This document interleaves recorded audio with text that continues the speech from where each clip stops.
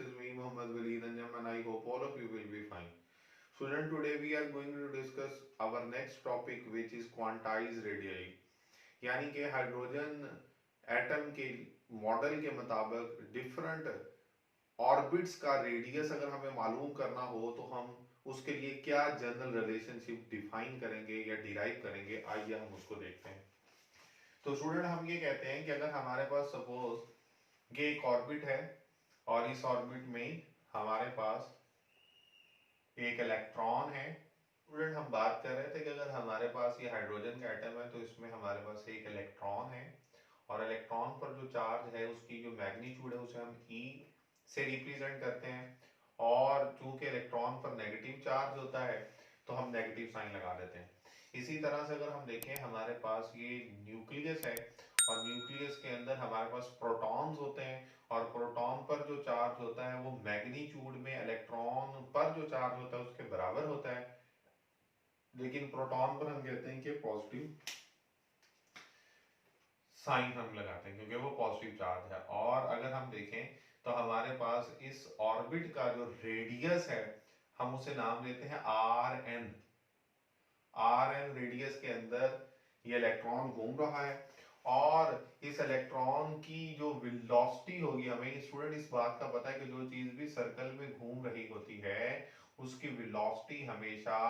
किसी भी एक पॉइंट पर जब आप निकालना चाहें तो उसकी जो डायरेक्शन होती है वो हमेशा उस पर क्या होती है, टेंजेंट होती है। तो ये हमारे पास एक टेंजेंट है और उसकी वेलोसिटी को हम नाम देते हैं v, और ये n ऑर्बिट जो हमारा है उसके लिए। अब स्टूडेंट, हम अगर यहां से देखें तो हमारे पास इस रिजल्ट के अकॉर्डिंगली हम ये कह सकते हैं कि ये दो ऑपोजिट नेचर के चार्जेस हैं और इन दोनों के दरमियान एक फासला है। तो स्टूडेंट, हम लोगों ने कॉलम्स लॉ पढ़ा हुआ था, उस लॉ के अकॉर्डिंगली दो चार्जेस जब एक दूसरे के करीब होते हैं तो वो आपस में एक दूसरे पर अट्रैक्शन या रिपल्शन की फोर्सेस लगाते हैं, जिसे हम इलेक्ट्रिक फोर्स का नाम देते हैं। तो स्टूडेंट, इन दोनों चार्जेस के दरमियान में जो कूलम्स फोर्स होगी वो किसके इक्वल हमने पढ़ी थी, के Q1 Q2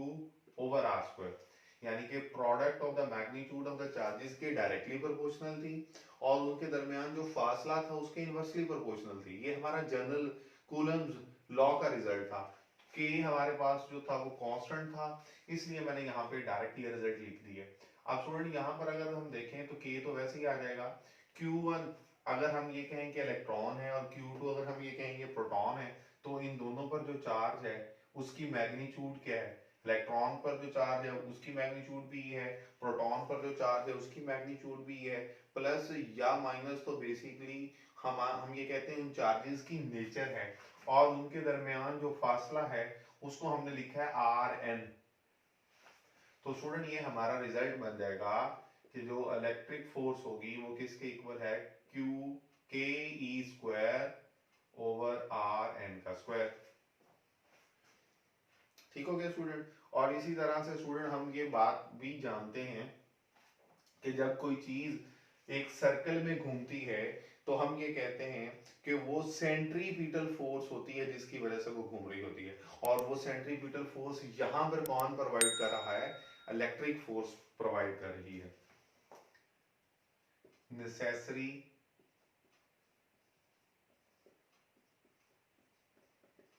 centripetal force is provided by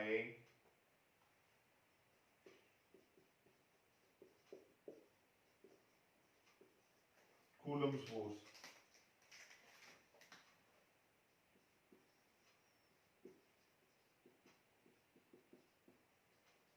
और हमें ये पता है कि जो सेंट्रीपिटल फोर्स होती है किसके इक्वल होती है, M V square over R. और यहाँ पर स्टूडेंट अगर हम देखें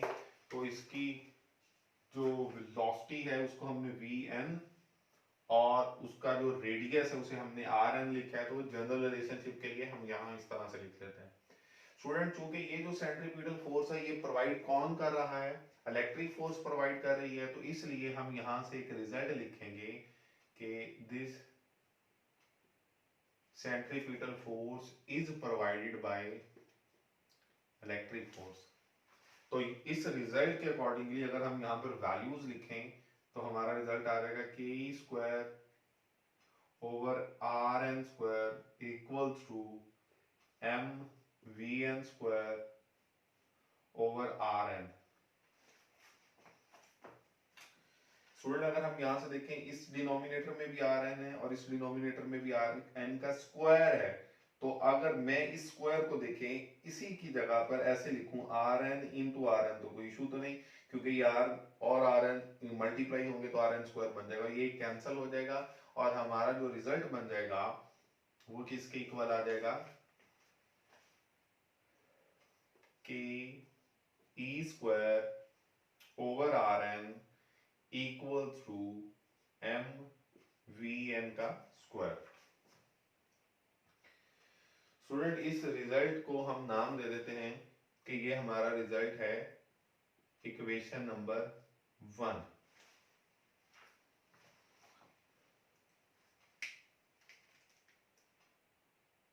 अब स्टूडेंट हमने एक और रिजल्ट भी पढ़ा हुआ है, वो क्या था, जो पोस्टुलेट नंबर 2 था हमारे पास, कि जब कभी भी एक इलेक्ट्रॉन किसी एक ऑर्बिट में घूमेगा तो उसका जो एंगुलर मोमेंटम है एम वी आर जिसे हम कहते थे, वो किसके इक्वल होता है, integral multiple of factor H over 2 पाई। तो स्टूडेंट ये हमारे सामने हमने उसको लिख लिया, यहां पर वी एन और आर एन हम लिखेंगे, वी एन और आर एन। यहां से इस एक्सप्रेशन से अगर हम वी एन की वैल्यू निकालें तो वी एन की वैल्यू किसके इक्वल आ जाएगी, एन एच 2 पाई यहां पर ऑलरेडी है, और ये m और आर एन ये इधर आकर क्या हो जाएंगे, डिवाइड हो जाएंगे, m और आर एन। स्टूडेंट ये हमारा रिजल्ट बन जाएगा इक्वेशन नंबर 2। इक्वेशन नंबर 2 से वी एन की वैल्यू इक्वेशन नंबर 1 में अगर हम पुट करें, मैं यहाँ पे लिख भी देता हूं, by putting value of V N from equation number 2 into equation number 1, तो जब हम इसमें पुट करेंगे तो हमारा रिजल्ट क्या आ जाएगा, देखिएगा, K E square over R N is equal to M, और वी एन की जगह पर हम ये वैल्यू पुट कर देंगे N H over 2 pi M R N, और फिर उसका क्या है, स्क्वायर। स्टूडेंट इसी स्क्वायर को अगर हम एक्सपैंड करें और इसी रिजल्ट को सिंप्लीफाई करें तो रिजल्ट बन जाएगा K E square over R N is equal to M, और यहां पे देखिए एन स्क्वायर एक्स स्क्वायर आ जाएगा, N square H square divided by 2 का स्क्वायर हो जाएगा 4, पाई का स्क्वायर, उसके बाद एम स्क्वायर और R N square. Student again इस रिजल्ट में हम देखें तो यहाँ पर आर एन डिनोमिनेटर में है, यहाँ पर भी है, तो एक आर एन कैंसिल हो जाएगा और एक आर एन बाकी बच जाएगा, तो हमारा जो रिजल्ट होगा वो किसके इक्वल आ जाएगा, वो आ जाएगा K square is equal to M N square H square over 4 pi square M square और आर एन। स्टूडेंट हमने आर एन की वैल्यू अगर डिफाइन करनी है तो हम आर एन की वैल्यू को इधर ले जाएंगे और ये के स्क्वायर इधर आकर डिवाइड हो जाएगा, यानी कि हम कहेंगे R N is equal to M into N square, बल्कि इस m को भी इस एक m से कैंसिल कर दें ताकि हमारा ये रिजल्ट बन जाए N square over H square, N square into H square 4 pi square m, और ये जो के स्क्वायर है ये इधर आ जाएगा, यानी कि ये इधर चला गया और ये रिजल्ट इधर आ गया। तो स्टूडेंट इस एक्सप्रेशन में अगर हम देखें तो we can write this expression as N square H square over 4 pi square into M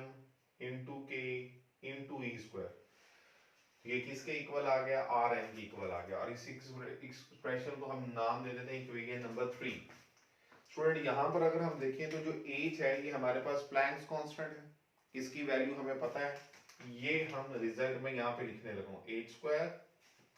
over 4 pi square m k e square. Student ये सारे कॉन्स्टेंट्स हैं। h प्लैंक्स कांस्टेंट है, इसकी वैल्यू अगर हम लिखें तो 6.63 into 10 raise to power minus 34, 4 वैसे ही आ जाएगा। पाई की वैल्यू हमें पता है 3.14 है। m mass of the electron 9.1 into 10 raised to power minus 31, k coulombs constant 9 into 10 raised to power 9, e charge on the electron 1.6 into 10 raised to power minus 19 और उसका square. तो स्टूडेंट जब हम इन वैल्यूज को सिंपलीफाई करेंगे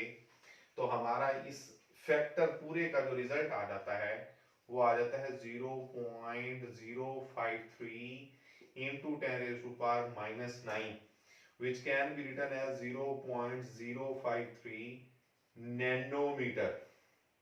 अगर ये metre है ना तो हमारे पास ये फासला जो है ये इस वैल्यू को अगर हम लिखें तो ये वैल्यू अगर हम इस पूरे फैक्टर की जगह पर ये वैल्यू इक्वेशन नंबर 3 में लिख दें तो हमारा रिजल्ट कुछ इस तरह से बन जाएगा Rn is equal to n square into 0.053 into 10 is to power minus 9 metre या नैनोमीटर। स्टूडेंट इसी एक्सप्रेशन में अगर हम n की जगह पर फॉर फर्स्ट ऑर्बिट हम क्या करेंगे, n की जगह पर अगर 1 पुट करें तो हमारा रिजल्ट आ जाएगा R1 is equal to n की जगह पर 1 लिखेंगे तो 1 का square 0.053 into 10 raise to power minus 9 metre. तो रिजल्ट आ जाएगा R1 is equal to 0.053 into 10 raise to power minus 9, जिसको हम नैनोमीटर भी लिख सकते हैं। तो ये हमारे पास रिजल्ट इस तरह से आ जाएगा, R1 की वैल्यू आ गई। स्टूडेंट ये जो R1 की वैल्यू है अगर आप देखें तो मैं इस एक्सप्रेशन में इस यहाँ पर ये जो एक्सप्रेशन है इस एक्सप्रेशन को अगर मैं इक्वेशन नंबर 4 का नाम दूं तो इस एक्सप्रेशन में इस 0.053 into 10 raised to power minus 9 metre की जगह पर मैं क्या लिख सकता हूँ, R1 लिख सकता हूँ। अगर मैं यहाँ पर R1 लिखूंगा तो जो मेरा जनरल रिजल्ट होगा वो क्या आ जाएगा, Rn is equal to n square into R1। ये स्टूडेंट मेरा रिजल्ट है, जनरल रिजल्ट, और इसको मैं नाम दे देता हूँ इक्वेशन नंबर 5। स्टूडेंट किसी भी ऑर्बिट का रेडियस कितना होगा हम यहाँ पर n की वैल्यू पुट करेंगे और हमारा उसका रिजल्ट आ जाएगा। फॉर एग्जांपल अगर आप n की जगह पर 1 पुट करें इस इक्वेशन में, फॉर n इक्वल्स टू 1 तो हमारा रिजल्ट होगा n की जगह पर यहाँ पे 1 पुट करेंगे R1 इज इक्वल टू 1 का स्क्वायर इंटू R1, तो हम इसे लिख सकते हैं R1 इक्वल्स टू R1। फिर इसी तरह से n की जगह पर हम 2 लिखेंगे तो R2 इक्वल्स टू 2 का स्क्वायर 4 R1। फिर n की जगह पर 3 लिखेंगे तो R3 is equals to 9 R1। फिर R की जगह पर 4 लिखेंगे तो R4 इक्वल्स टू 16 R1। तो स्टूडेंट इस तरह से हम किसी भी ऑर्बिट का जो रेडियस है वो इस फर्स्ट ऑर्बिट के रेडियस की मदद से निकाल सकते हैं, क्योंकि जो फर्स्ट ऑर्बिट का रेडियस है वो हर फैक्टर के साथ आप देख सकते हैं मल्टीप्लाई हो रहा है। तो इसलिए हम कहते हैं कि जो रेडियाइज हैं वो भी क्वांटाइज्ड हैं, यानी कि जो फंडामेंटल वैल्यू है हमारे पास फर्स्ट ऑर्बिट की, बाकी जितने भी ऑर्बिट्स होंगे वो उसका कोई ना कोई मल्टीपल ही होंगे। और यहाँ पर हम वो देख सकते हैं कि वो उसके कौन कौन से मल्टीपल है, 4th मल्टीपल है, 9th मल्टीपल है और 16th मल्टीपल। तो स्टूडेंट ये हमारा रिलेशनशिप जो था ये रेडियस के लिए था, और इसी Rn की वैल्यू को अगर जो इक्वेशन नंबर 3 से हमने निकाली है अगर हम पुट कर दें किसके अंदर,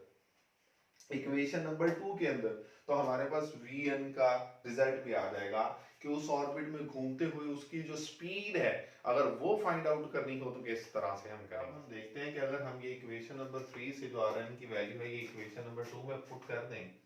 तो यहाँ पे मैं लिख भी देता हूँ by putting value of Rn from equation 3 into equation number 2 to find relation for Vn। तो Vn की वैल्यू क्या है ये भी हम मालूम कर सकते हैं, उसका एक्सप्रेशन क्या है। अब देखें स्टूडेंट, हमारे पास जो इक्वेशन नंबर 2 थी वो थी Vn equals to N H over 2 pi M और Rn। स्टूडेंट इस Rn की जगह पर इक्वेशन नंबर 3 से Rn का जो रिजल्ट आया वो हम पुट कर देंगे, तो हमारा रिजल्ट हो जाएगा N H over 2 pi M और Rn की जगह पर हम क्या लिखेंगे, M square H square divided by 4 pi square K M E square. Student अगर हम देखें तो हमारे पास ये Vn का रिजल्ट है, और अगर हम यहां से देखें तो इसको अगर हम सिंपलीफाई करें, ये चूंकि एक कंप्लीट फ्रैक्शन है और हम एन एच के नीचे अगर डिनोमिनेटर में 1 लिख लें तो हमें समझना आसान हो जाएगा। हम इसे ऐसे लिख सकते हैं N H over 1 multiplied by, ये पूरा जो है ना ये हो जाएगा 4 pi square K M E square, ये ऊपर चला जाएगा, और ये जो दोनों मल्टीप्लाई हो रहे हैं 2 pi M into N square H square. थोड़ी यहाँ से देखें, ये एक एन से कैंसिल, एक एच कैंसिल, ये जो m है ये m से कैंसिल, 2 2s आर 4, एक पाई से कैंसिल, तो हमारे पास रिजल्ट क्या बचेगा, यहाँ पे बचा 2, यहाँ पे बचा पाई, यहाँ पे बचा k, यहाँ पे बचा e स्क्वायर, यहाँ पे बचा n और h। तो स्टूडेंट Vn का जो रिजल्ट होगा ये हमारा जनरल रिजल्ट है Vn का। किसी भी ऑर्बिट में स्पीड कितनी है इलेक्ट्रॉन की घूमते हुए, तो हम यहां से मालूम कर सकते हैं। अगर आप n की जगह पे 1 पुट करेंगे तो 2 पाई 3.14 हमें पता है, k की वैल्यू हमें पता है 9 into 10 raised to power 9, e की वैल्यू हमें पता है 1.6 into 10 raised to power minus 19 का स्क्वायर, डिवाइडेड बाय n की जगह पे हमने 1 लिखा है और h की वैल्यू हमें पता है 6.63 into 10 raised to power minus 34। Student जब ये सारी वैल्यूज पुट करते हैं तो हमारे पास जो उस ऑर्बिट के अंदर जिसकी जगह पर हमने n की जगह पे 1 लिखा है तो फर्स्ट ऑर्बिट होगा, तो हम कहते हैं कि उसके अंदर इलेक्ट्रॉन की स्पीड कितनी होगी वो भी हमें पता चल जाएगा। तो इसी तरह n की जगह पे 2 लिखेंगे, 3 लिखेंगे, 4 लिखेंगे, इस एक्सप्रेशन में n की जगह के ऊपर वो वैल्यू लिखें और हमें पता चल जाएगा कि उसके अंदर उसकी स्पीड क्या है। तो स्टूडेंट आई होप कि ये तमाम पॉइंट्स जो अभी हमने डिस्कस किए हैं इस टॉपिक में वो भी आप लोगों को अच्छी तरह से समझ आ चुके होंगे। Please don't forget to subscribe and like my channel and take good care of yourself. अल्लाह हाफिज।